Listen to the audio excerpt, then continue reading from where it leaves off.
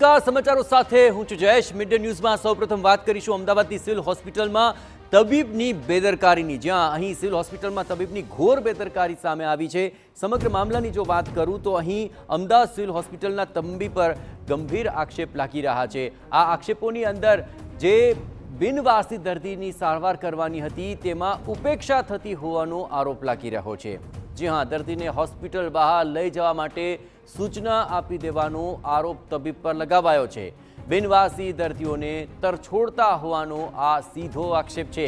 Rickshaw चालक बिनवासी दर्दी ने हॉस्पिटल सारवार माटे लाव्यो हतो, परंतु तबीबे तेनी उपेक्षा करी अने तेने बिनवासी दर्दी ने सिविल होस्पिटलनी बहार मूकवा आवेला रिक्शा चालकनो एक विडियो वायरल आव्यो छे, जेमां आखी आ घटना कैद थई। અહીં સિવિલ હોસ્પિટલ પર એ સવાલો ઉઠી રહ્યા છે કે રિક્ષા ચાલક કહી રહ્યો છે કે પહેલા દર્દીને બહાર લઈ જવા માટે સૂચના અપાઈ હતી અને સ્થાનિકોએ પોલીસને બોલાવી બિનવારસી વ્યક્તિને સારવાર અર્થે ફરી સિવિલમાં દાખલ કરાવ્યો, પરંતુ અહીં માનવતા ઉપર સીધો સવાલ ઉઠી રહ્યો છે। એટલું જ શું બિનવારસી દર્દી જેનું કોઈ આખરે વાલી વારસ નથી તો શું તેની સારવાર નહીં કરવાની, તે સવાલ ઉઠી રહ્યો છે।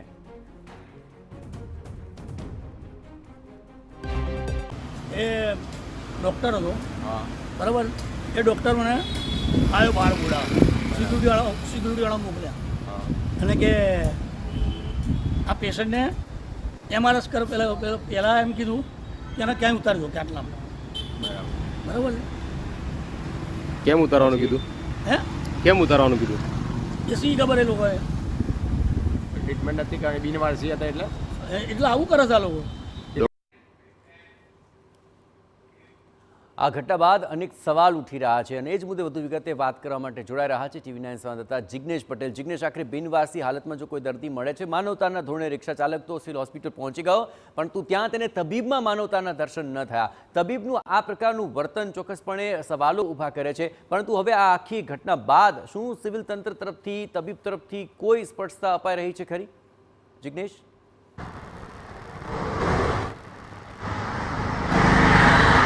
જયેશ, જે પ્રકારે વિડીયો વાયરલ થયા છે, એક રિક્ષા ચાલકને તબીબ દ્વારા બોલાવવામાં આવે છે, તબીબ દ્વારા તેને ભાડું આપવામાં આવે છે, પૈસા આપવામાં આવે છે અને કહેવામાં આવે છે કે આ જે તે બે વ્યક્તિઓ છે કોઈ પણ પ્રકારના તેમના ઓળખીતા છે નહીં, લાવારીસ છે, બિનવારસી છે, આ વ્યક્તિઓને સિવિલની બહાર અથવા તો તને યોગ્ય લાગે ત્યાં મૂકી આવવા, આ પ્રકારની સૂચના આપ્યા બાદ રિક્ષા ચાલક બંને જે બિનવારસી વ્યક્તિઓ છે તેને રિક્ષામાં બેસાડે છે અને આ જ બિનવારસી વ્યક્તિને આ એ જ જગ્યા છે કે જે જગ્યા પર વહેલી સવારે તેને છોડી દેવામાં આવે છે।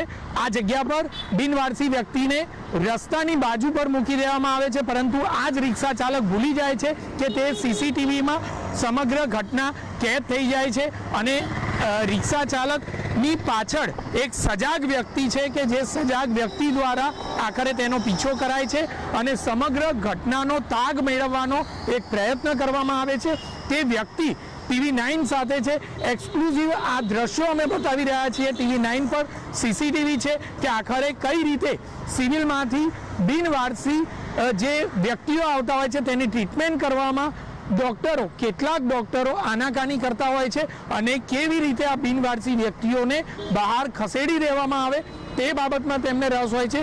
તે વ્યક્તિ સાથે વાત કરીશું કે જેમણે આ સમગ્ર ઘટનાનો પર્દાફાશ કર્યો છે। કયા પ્રકારે ઘટના બની, શું ઘટના બની, આપની નજર સમક્ષ શું હતું? સવારે વહેલા મારા ફાધર અહીંયા વોકિંગ કરવા આવે છે, એમને મને જણાવ્યું કે કોઈ રિક્ષામાં અજાણ્યા શખ્સો એક વ્યક્તિને થેલામાં લઈને આવ્યા છે ને એમાં અહીંયા ઉતારી રહ્યા છે।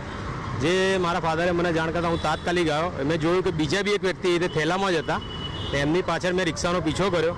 રિક્ષાનો પીછો કર્યા બાદ રિક્ષા TB હોસ્પિટલની પાછળના ભાગમાં એક સુમસાન જગ્યા છે, એ ભાઈને ત્યાં ઉતારી દીધા।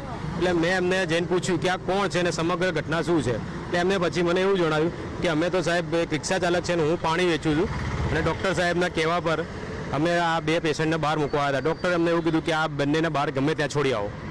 ડૉક્ટરને તે રિક્ષા ચાલક ઓળખે છે ખરા? તે પ્રકારની કંઈ વાતચીત આપની થઈ? એ રિક્ષા ચાલકને ઓળખે છે એ તો ખબર નથી, પણ એ જે ભાઈ છે એ બહાર પાણી વેચે છે એટલે કદાચ એમના સંપર્કમાં એ રીતે પાણીના દ્વારા આવ્યા હોય। અવારનવાર આપે સિવિલની આજુબાજુ આ પ્રકારના વ્યક્તિઓ બિનવારસી જોયા છે ખરા? સિવિલ કેમ્પસમાં બી જોયા છે? ઘણીવાર જોવા મળ્યા છે અને ઘણીવાર મેં પોલીસમાં 108માં ફોન બી કરેલો છે, પોલીસને ફોન કરેલો છે। આ ઘટના સ્થળે આ માણસને અહીંયા મૂકીને ગયા પછી મેં પોલીસને બોલાવી છે અહીંયા ને અહીંયા 108ને બી બોલાવી છે ને 108 એમને અહીં લઈ ગઈ છે બંને। ફરીથી સિવિલમાં દાખલ કરાયા છે આપે? હા, ફરીથી એમને સિવિલમાં લઈ ગયા છે ને અત્યારે હું પોતે ત્યાં ટ્રોમામાં જઈને આવ્યો એટલે એમને પાછા વોર્ડમાં લઈ ગયા છે. આપ શું માનો છો, જે રિક્ષા ચાલક છે તે અને ડૉક્ટર સામે કાર્યવાહી થવી જોઈએ? રિક્ષા ચાલક તો કંઈ બોલ્યા નથી, પણ પેલા ભાઈ બીજા હતા એમનું નામ અત્યારે યાદ નથી મને, પણ એમને સંપૂર્ણ કીધું કે સાહેબ અમને ડૉક્ટરે પૈસા આપ્યા અને એમને કહ્યું કે અમને ગમે ત્યાં છોડી આવો. ડૉક્ટર સામે પગલાં લેવાવા જોઈએ, કાયદેસરના પગલાં લેવાવા જ જોઈએ જેથી કોઈ બીજાની સાથે આવું ના થાય.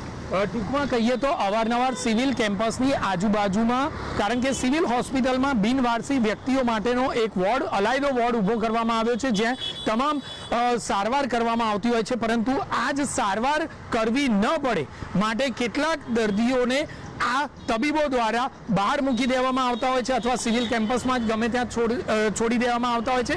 આ પ્રકારની ઘટના અવારનવાર સામે આવતી હોય છે અને અનેક વ્યક્તિઓ આ પ્રકારની ઘટના સામે આવતા ફરીથી 108નો સંપર્ક કરતા હોય છે અને 108ના કર્મચારીઓ પણ આ જ બાબતે ફરિયાદ કરતા હોય છે કે વારંવાર આ પ્રકારના વ્યક્તિઓને મૂકવા માટે અમારે જવું પડે છે, કારણ કે આ પ્રકારના કોલ આવે છે. એટલે કે આ સતત ચાલતી એક પ્રક્રિયા છે જયેશ, જે બાબતે સુપ્રિન્ટેન્ડન્ટ દ્વારા યોગ્ય કાર્યવાહી થવી જોઈએ.